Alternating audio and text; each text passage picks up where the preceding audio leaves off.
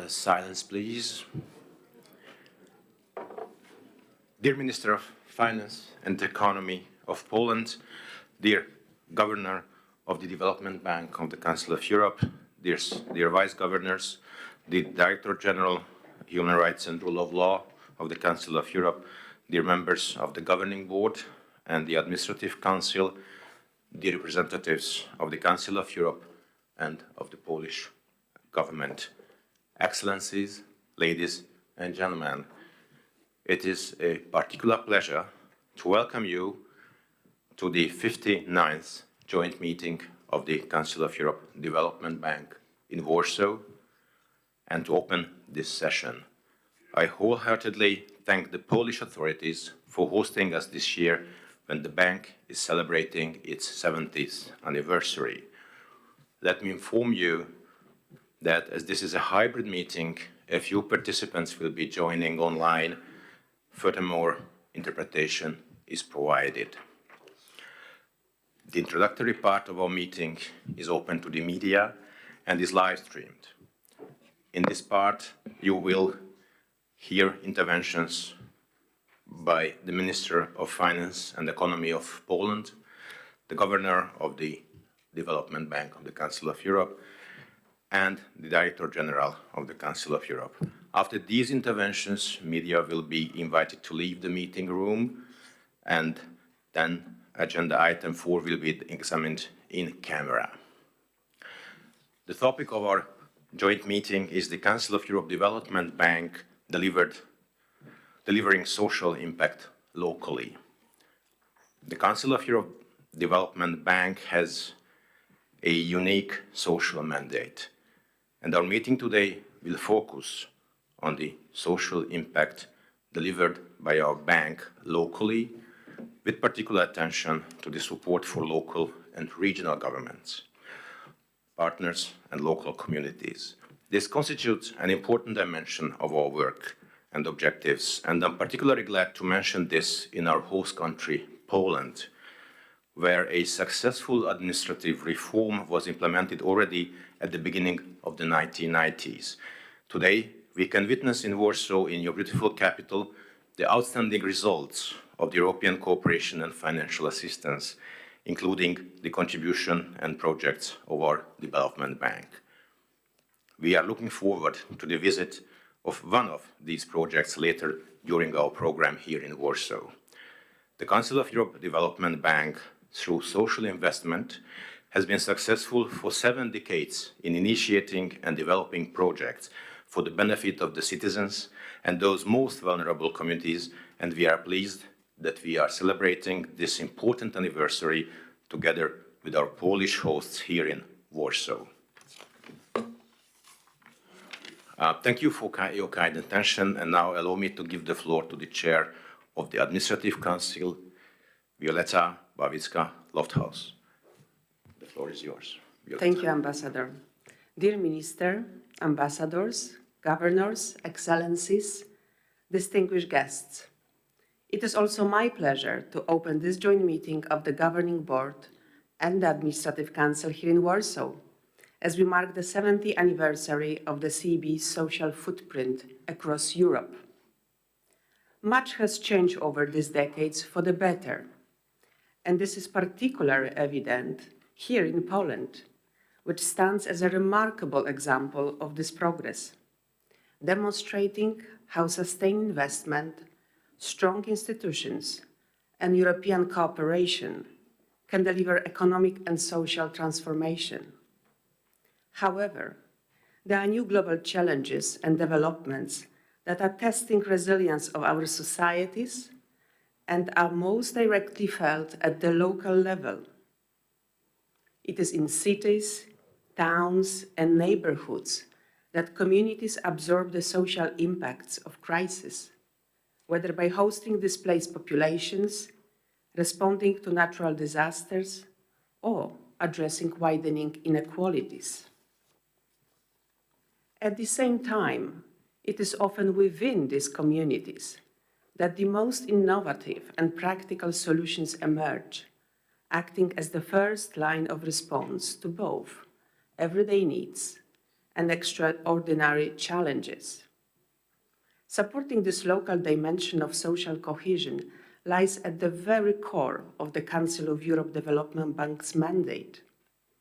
Within the broader ecosystem of international financial institutions, the CEB plays a truly unique and complementary role in delivering social impact on the ground and ensuring that our actions respond to evolving realities faced by our member countries. Today's meeting, therefore, offers an excellent opportunity to reflect on our collective progress, but more importantly, to underscore our shared commitment to remain agile and responsive to emerging social challenges across Europe. In doing so, we reaffirm the CEB's core mission to strengthen social cohesion and to support resilient, inclusive communities across our member states. Thank you. Thank you, Violetta, for your introductory remarks, and let us move on to the adoption of the agenda. I'd like to ask the members if we can adopt the agenda as presented in the document RC/OJ/59/2026, dated 6th of March 2026. Thank you very much. The agenda is adopted, and I allow now to give the floor to the Minister of Finance and Economy of Poland. Mr. Minister, it is an honor to welcome you among us today. I would like to thank you on behalf of all of us for the warm welcome extended to us. You have the floor. Thank you. Esteemed Governor of the Council of Europe Development Bank, esteemed Director General of Human Rights and Rule of Law at the Council of Europe, esteemed chairs of the Governing Board and Administrative Council, distinguished members of the Governing Board, ladies and gentlemen, friends, let me start by really warmly welcoming all of you to Warsaw. And as we discussed with Carlo a moment ago, the weather yesterday was great. Today is greatest for the mid of March, but hopefully you will manage to see also our beautiful capital of Warsaw. And let me, as we are meeting in Warsaw, a city that was brutally destroyed during the war, today Warsaw is a city of progress, and which actually Forbes named the most valuable European city to visit in 2026. And it's also a sign of hope and a confirmation that your work is bringing real material result. And in my capacity as Minister of Finance and Economy, as well as on behalf of the government of the Republic of Poland, it's a great privilege and honor to host you here for the 59th joint meeting of the governing and administrative boards of the Council of Europe Development Bank. And I'm really delighted that the meeting also coincides with the bank's 70th anniversary. I imagine that when the institution was created in the immediate aftermath of the Second World War, its founders didn't expect that its original mission would remain so relevant for decades to come. Unfortunately, the world today, including our part of Europe, is still not a safe place. Actually, far from that. Global conflicts, including those in the Middle East and, above all, those beyond our eastern border in Ukraine, are really sad proof of this. Ladies and gentlemen, I'd like to take this opportunity to thank the bank for its commitment to supporting Ukraine and to recall that the Council of Europe Development Bank was among the first multilateral development banks to respond, delivering emergency aid when Ukrainians needed it most, including the integration of displaced Ukrainian people in host communities across Europe. Ukraine's accession to the bank in 2023 has allowed it to establish a presence on the ground and provide additional support.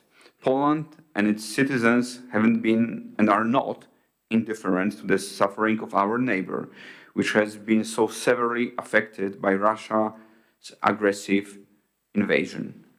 Poland has provided billions of euros of support in various forms, including military, humanitarian, and refugee aid.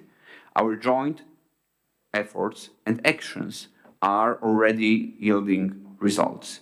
According to OECD data, Poland is a global leader in integrating refugees from Ukraine into employment, with employment rates reaching almost 80%. Poland is also organizing the Ukraine Recovery Conference, which will take place in June this year in Gdańsk. As chair of the URC steering committee, I'll be tasked with considering the future of Ukraine after the war. This will not just involve material reconstruction.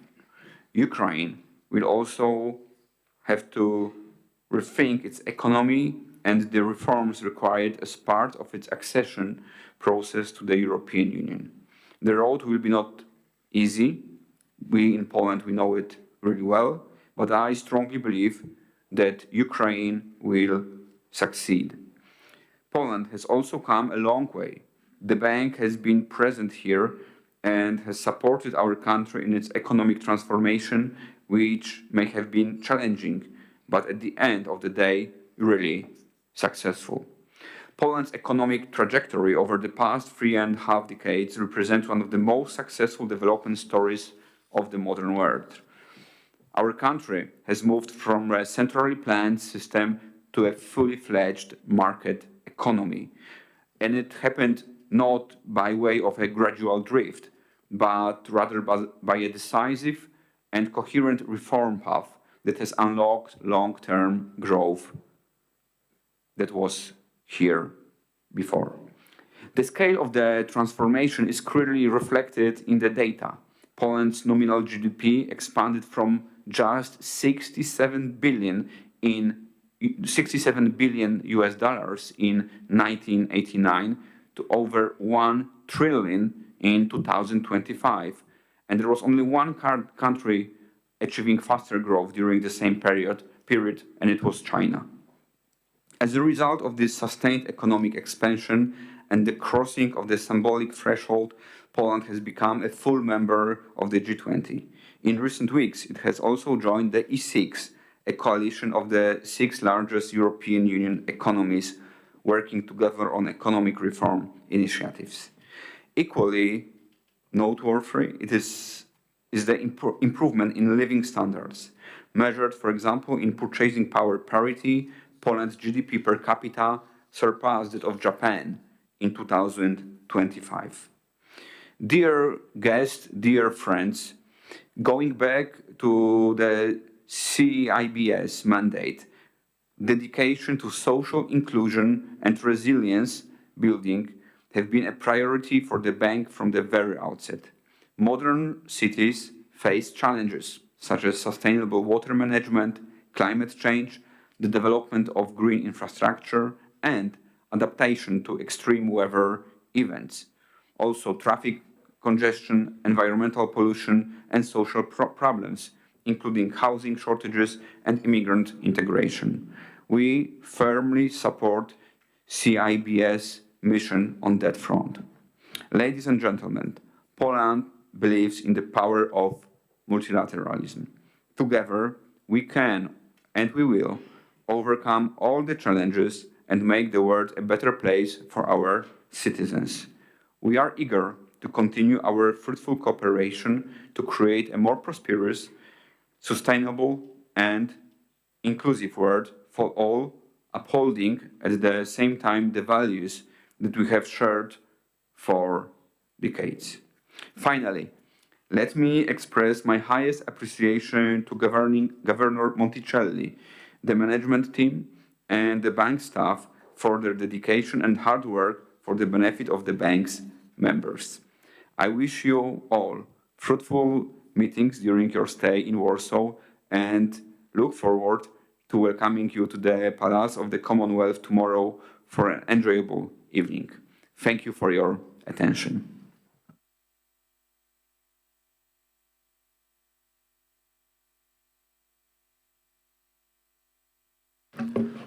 Thank you very much, Mr. Minister, for sharing with us the outstanding Polish experience and the cooperation with our bank.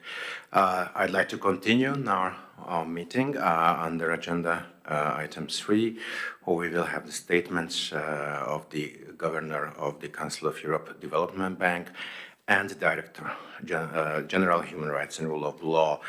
A short corporate video will be presented after the Governor's intervention. Mr. Governor, I'd like to give you the floor. Thank you.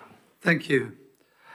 Minister of Finance and Economy, Director General of Human Rights and Rule of Law at the Council of Europe, chairpersons and members of the Governing Board and Administrative Council, distinguished guests, ladies and gentlemen, it is a true pleasure for me to hold our joint meeting in this great city for the first time, especially as we celebrate the CEB's 70th anniversary. I really want to wholeheartedly thank you, Minister, all the government, and all the people of Warsaw for hosting us. Since joining in 1998, Poland has become a vital partner of the bank. Your economy is one of the most dynamic in Europe, with rising living standards, low unemployment, and narrowing inequality. This trend reflects, among other things, Poland's strong commitment to investing in social infrastructure and ensuring widespread access to public services. As Europe's social development bank, the CEB is proud to have supported this transformation. From education and healthcare to housing and environmental protection, it has approved some 80 social projects in Poland since accession, totaling over 8 billion euros. To cite an example, 20 years ago, the city of Warsaw became the first municipality in any European transition economy, which in the CEB we refer as target group countries. You were the first one to receive a bank loan for social investments. The results are visible today. The extension of modernization of hospitals such as Bielański Hospital, and in the popular Warsaw Museum of Modern Art, which I look forward to visiting later this week. These projects really were path-breaking and initiated a closer collaboration between CEB and local authorities, which are vital partners in delivering our missions. More recently, CEB has also helped Poland cope with the effects of Russia's aggression against Ukraine. Indeed, CEB's largest loan to date, 450 million, was extended to Poland for expenditures incurred to support people fleeing across the border.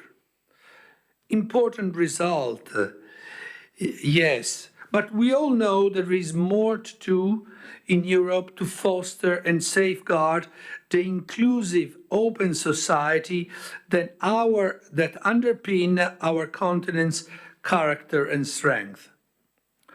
Making this point here, today in Poland, has a particular poignancy. At the Council of Europe summit held in Warsaw in 2005, Head of State and Government gave new energy to the CEB's role in supporting social cohesion, democracy and the rule of law. Now, 21 years on, Europe faces a confluence of serious and potentially destabilizing challenges. War on our soil, threats to the global rule-based order we had long thrived on, not forgetting issues such as technological upheavals, climate change, and aging populations. Such fundamental challenges strain our social fabric, with the most disadvantaged suffering the most. But no doubt, the CEB remains firm in its mission, determined to help its members to navigate these unusually troubled times. The 30C project completed in 2025 alone have created or maintained nearly 400,000 jobs, reached over 650,000 direct beneficiaries, and are expected to serve some 26 million people. These projects have a direct, tangible effect, sometimes essential impact on people's lives. But rather than hearing this from me, let's hear the beneficiaries on the ground in our video.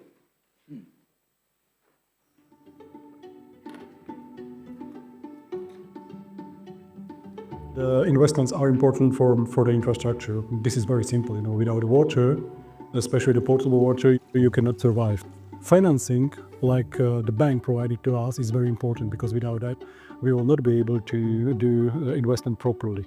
Estem parlant de polítiques públiques d'habitatge que necessiten finançament i per això és tan important que el Banc del Consell d'Europa doni suport a iniciatives socials com aquesta. Many Bulgarians, especially in rural areas or marginalized communities, don't have access even to basic banking services. In the most cases, we are the only option for vulnerable entrepreneurs to start business in Bulgaria. خوشحالم از اینکه این سالن رو باز کردم چون باعث شد که با افراد متفاوتی آشنا بشم. زیاد میاد مشتری توریست داریم. خوشحالم روی هم رفته خوبه. Pa ovo je svakako jedno od najmodernijih skladišta, pogotovo u Rijeci, ali i samoj Hrvatskoj, odnosno ovom dijelu jugoistočne Europe. Većinom smo u dogovoru sa lokalnim našim mikrokreditnom, mikrofinskom bankom i oni nam uvijek rado izađu u susret na te neke kratkoročne kredite koji su u daleko velikim iznosima i koji nama mnogo omoguće da na vrijeme da kupimo neku mašinu, materijal za sjetvu. I was getting into a rut, mental health-wise. I was staying at home. I wasn't coming out. I didn't talk to people. And then when I found the centre here, my whole lifestyle changed. The centre is going from strength to strength thanks to the loan and the support that we received. We are here for the community to strengthen and empower the lives of individuals and families.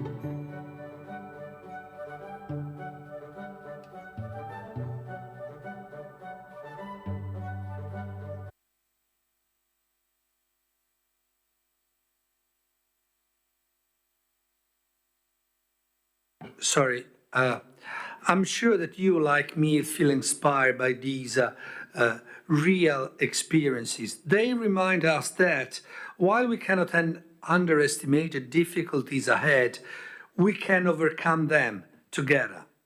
Collaboration matters. As the financial arm of the Council of Europe, the CEB actively builds on this institutional relationship. Its partnerships with the European Union and donors help to ensure that our social investment reach the most disadvantaged. Our collaboration with other multilateral development banks has grown much stronger too. The CEB chaired the group of their heads last year for the first time, and it used this opportunity to underscore with peers how just social investment is important for sustainable growth, jobs, and resilience. Ladies and gentlemen, to conclude, the CEB social mission is more vital today than ever. And CEB is stronger and more determined than ever to act as a bulwark for its member countries and its people. For its 70 years,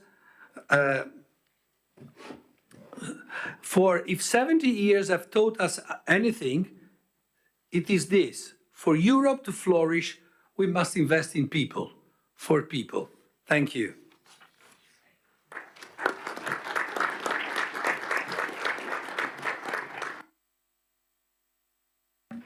Thank you, Mr. Governor, for highlighting us the important partnership between CEB and Poland, our important role in contributing to the success of our shareholders, and also our relevant social mandate at European level. I'd like to continue our meeting and invite to take the floor and welcome Director General, Human Rights and Rule of Law of the Council of Europe. It is a pleasure to welcome you today, Gianluca, and I'd like to give you the floor to make your speech. Thank you very much, Mr. President, dear Harry, dear Minister, dear Governor, dear Chairpersons, distinguished members of the Governing Board and Administrative Council, ladies and gentlemen. It is my great pleasure, on behalf of the Secretary General of the Council of Europe, Alain Berset, to join Minister Domanski and Governor Botticelli in welcoming you all to the 59th joint meeting of the Council of Europe Development Bank's organ. Allow me to thank the Polish authorities for hosting us here in Warsaw this week. As we gather under the theme CEB Delivering Social Impact Locally, I'm reminded of the words of Nelson Mandela, who once said, "It always seems impossible until it is done." This wisdom captures the very spirit of our work. The challenges we face, from supporting the reconstruction of Ukraine, responding to the evolving refugee crisis, and advancing environmental sustainability, to promoting social justice and inclusion and bridging digital disparities, can sometimes appear unsurmountable. Yet perseverance and collective action can turn the seemingly impossible into lasting achievement. We heard the theme already several times: delivering social impact locally. Empowering local community is the current cornerstone of our society and is essential for building resilient, inclusive democracies. The Council of Europe's new Democratic Pact for Europe recognizes this truth. It seeks to restore citizens' faith in democracy by reasserting social rights, equality, and responsiveness to people's needs. These principles come alive through the work of the CEB, whose financing make social rights concrete, from health and education to affordable housing and more, all in line with the standards of the Council of Europe, notably the European Social Charter. Through this lens, by financing social infrastructures that benefits the most vulnerable, the CEB advances social justice, solidarity, and resilience at local level. These investments underpin democratic life, foster cohesion, and directly support Europe's democratic security. For peace and stability are sustained not only by treaties, but also by resilient institutions, equal access to rights, and inclusive civic space. Nowhere is this more relevant than in our joint support for Ukraine. In alignment with the Council of Europe Action Plan for Ukraine, the CEB has provided urgent support through its loans in health and housing, as well as microfinance, directly benefiting communities hosting refugees and aiding recovery. This support underlines the inseparable connection between local resilience and democratic stability, demonstrating in practical terms how international standards and targeted financial support combine to make a difference. The CEB stands unique in the multilateral landscape. The only development bank with an exclusively social mandate, proud to serve as the Council of Europe's financial arm and as a proven success story for the organization. Since 1956, the bank has transformed countless lives, strengthened communities, and broadened access to the essential services that dignify and empower people's lives.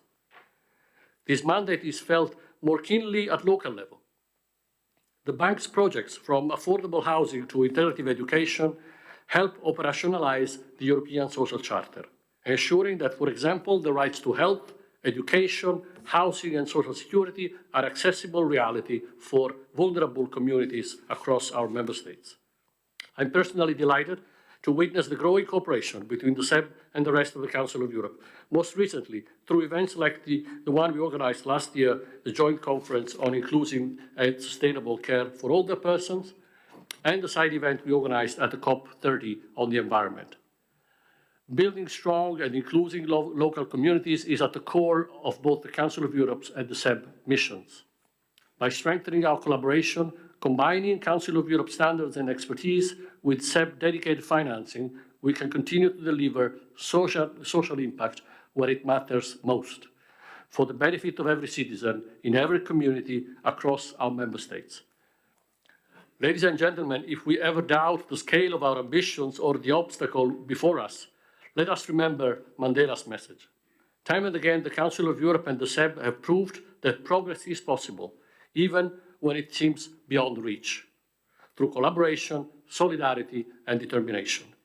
I wish you all a very successful meeting, and I look forward to continuing our vital work together.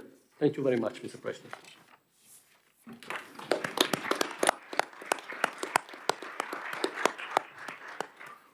Thank you very much, Director General, for highlighting at our meeting today the importance of the contribution of the Council of Europe's Development Bank in implementing the Council of Europe's vast and important mandate. Thank you very much also for these messages on behalf of the Secretary General of the Council of Europe.